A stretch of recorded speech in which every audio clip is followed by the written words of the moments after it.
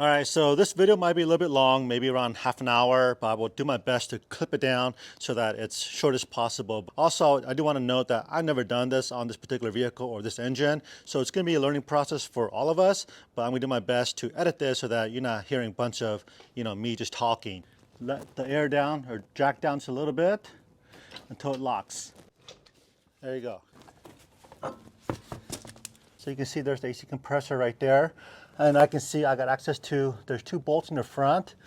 Then there's a 1 bolt up here at the very top, I believe. So what we're gonna do now is we're gonna go ahead and remove the serpentine belt. And serpentine belt tensioner is right there. Let me zoom in a little bit here for you guys. So you guys can see that's a serpentine belt. And I think that might be a 14 millimeter, where's my finger? 14 millimeter nut. You have to compress the belt tensioner, and that will give you slack to remove this belt. So I'm going to use my 14 millimeter wrench and then another wrench to give me a little leverage. You want to pull down on this thing.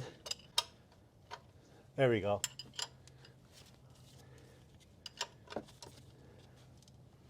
There we go, look at that. So let me show you guys a little hack on how to remove the serpentine belts on and off.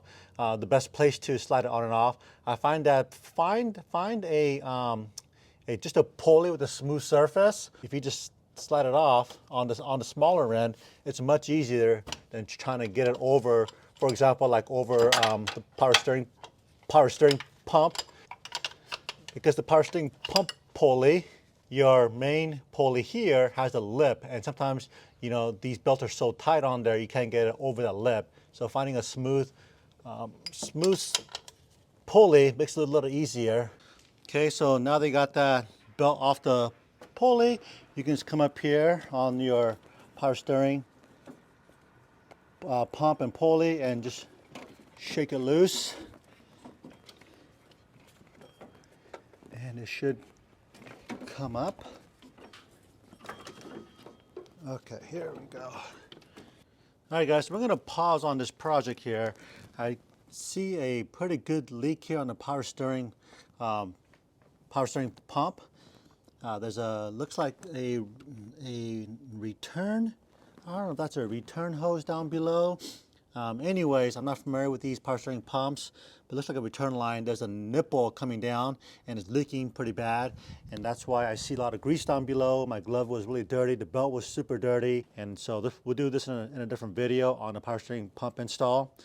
So we'll be back once we get the new pump installed. We'll come back to the AC video. Okay.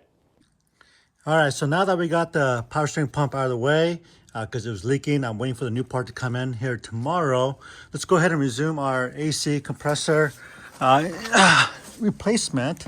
So what I want to show you is, so there are 3 main bolts on your AC compressor. You have one right here, is a 13 millimeter, and then just to the right of it, about 4 inches away, it's kind of hard to see right here.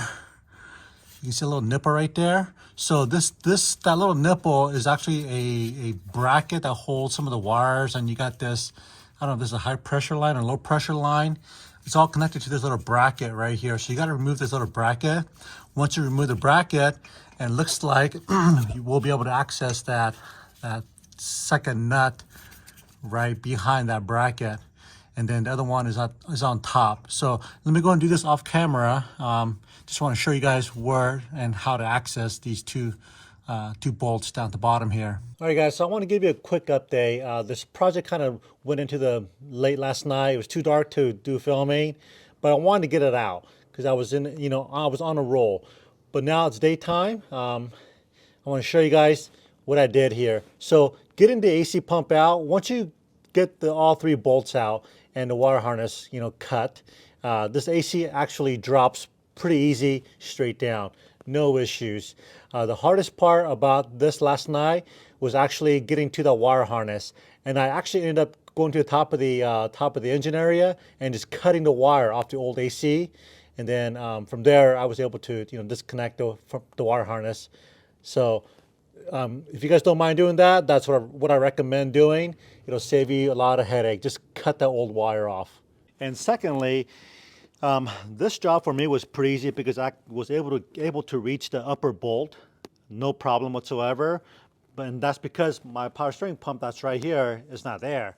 So if you guys are having to, you know, work around your power steering pump, well, that could be an issue for you.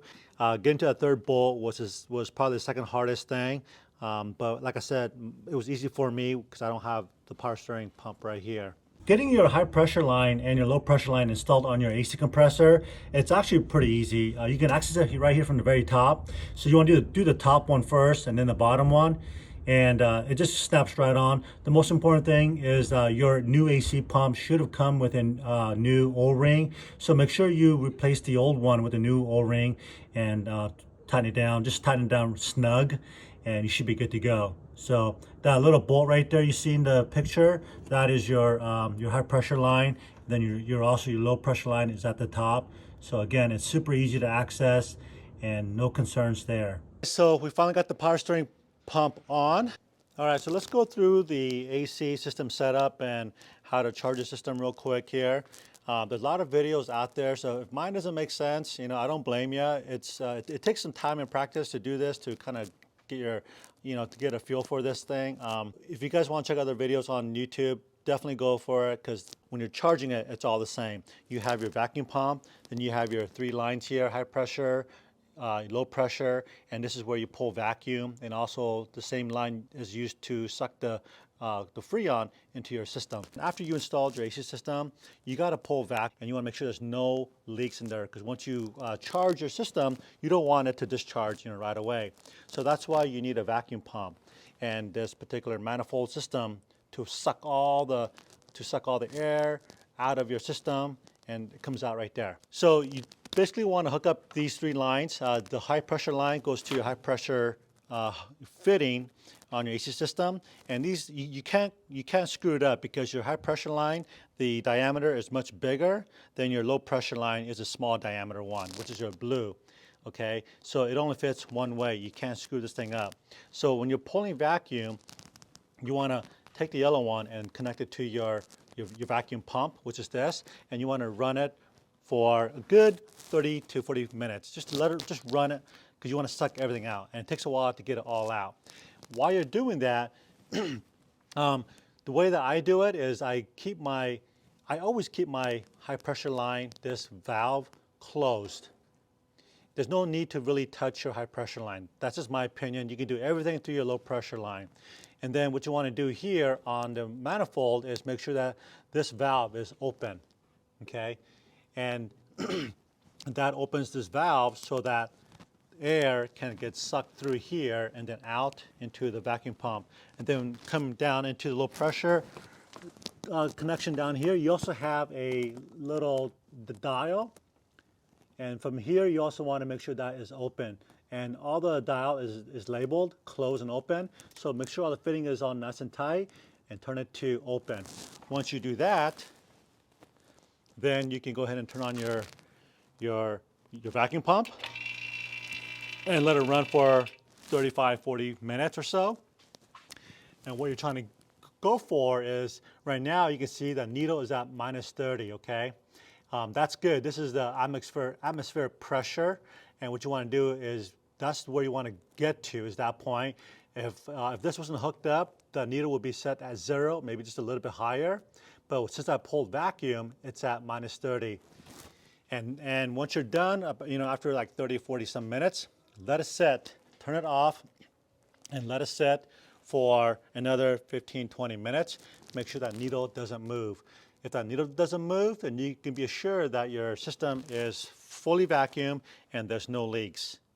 And when there's no leaks, that means you're ready to go ahead and charge the system up. And that's what we're going to do right after I install the power steering pump. That's supposed to come from Amazon here any minute now. So once that comes, we'll go ahead and charge the system, and we'll go from there. So until then, stand by. So one last thing I want to mention here is your AC label under your hood. And you can see mine says my AC takes R134A. And it tells you exactly how much you need here. Mine says 29.6 ounces or 1.85 pounds. So usually the shop, they buy these things in bulk, and they weigh how much freon they're putting into your vehicle. So that's when, this is helpful for them. But for people like myself, DIYers, when I buy these cans, they come generally like in 12-ounce cans or 10-ounce cans. So when you buy these freon cans, make sure you're not putting in there more than 29.6 ounces. And before we do that, we want to make sure that all of our lines are closed, okay? So we have this guy right here. We're going to go ahead and close this up. And like I was saying before, this always stays closed. We're just using this for metering purposes. So once we start the car up, we're going to see this pressure go up, and also on the low pressure side. But we're never going to open this. There's no need to open your high pressure line. Only for metering only. So I brought my manifold down a little bit, my gauges, so you guys can see what I'm doing here. I have a little bit left over here from a previous project. So I'm going to go ahead and just finish this guy up. And again, this takes maximum of 29.6 ounces. So there's about 0.6 ounce in here that we're going to use up. Now, most of these kits that you buy on Amazon, it does come with these adapters, and this is for R134. And they're very specific. So if you guys have an R134A cooling system, you want to make sure you buy the same R134A adapter, because the thread on these canister are a little bit different between a Y and an A. And you basically just screw it on. There's already vacuum in the line. So what we're going to do is we're going to go ahead and thread this onto the adapter.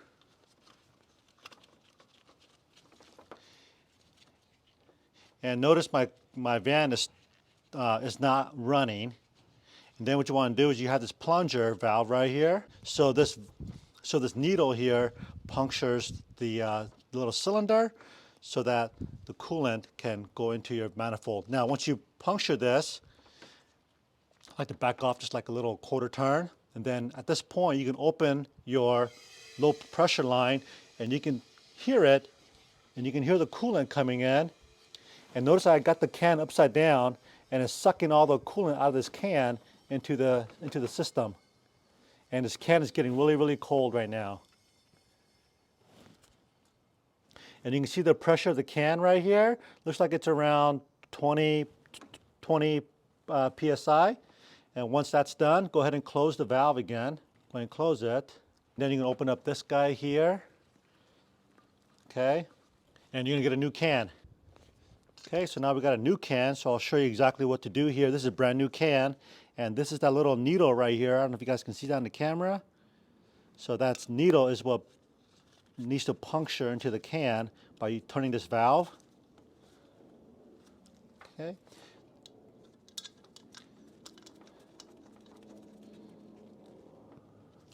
Okay, we're going to go ahead and turn it clockwise, and you're going to hear it puncture. Okay, and then back it off just a little bit. We're going to go ahead and open this valve again.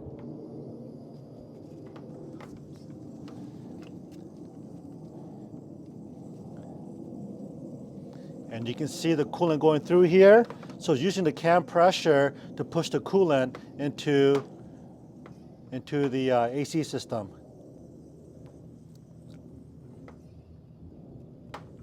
So I like to turn the can upside down and then flat. Okay, upside down and flat. Once you feel like there's no more pressure, it's not sucking in anymore, this is when we're gonna turn the car on to help out here. And also, the AC is not gonna kick on until you have some coolant, says freon, in the system. So you wanna make sure there's enough in here to trick the AC to turn on the compressor. All right guys, so you can see how I'm using the high pressure line for metering purposes only. So we're about 150. When the AC kicks on, it's about 200 PSI, which is about the max you want right now. All right, so I think that's about enough right there. I just need about a half a can of this. We're going to close this guy up.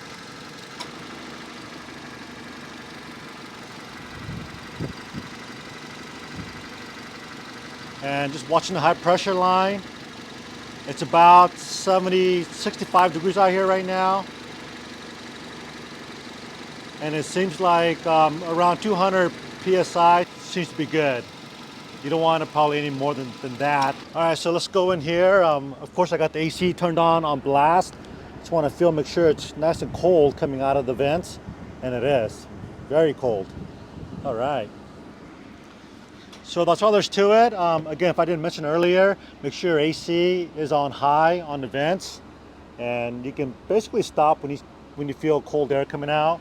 But I know I got at least 29 ounces of freon in here, so I think we're good to go. So when you're all done with your system, all you gotta do is turn your car off and make sure you close up all your valves on the high pressure side and low pressure side. Okay, so go ahead and close it up. And then again, your low pressure side is down here. Okay. Okay, so once that's closed, then you can come up here and just open this up slowly. And that just purges all the air out of here. Okay, there you go. Again, make sure everything is closed, and then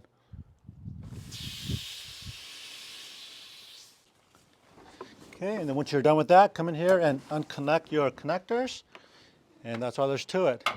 You can go ahead and disconnect your lines from right here, the fittings, because otherwise, if you don't purge it up here and you try to pull this thing off, because this is under pressure, you're going to feel a lot of air coming out of here, like really a lot.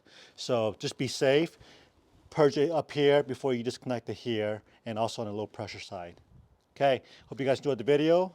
If you have any thoughts or questions, leave it down below. Thanks for watching, and we'll see you guys in the next video.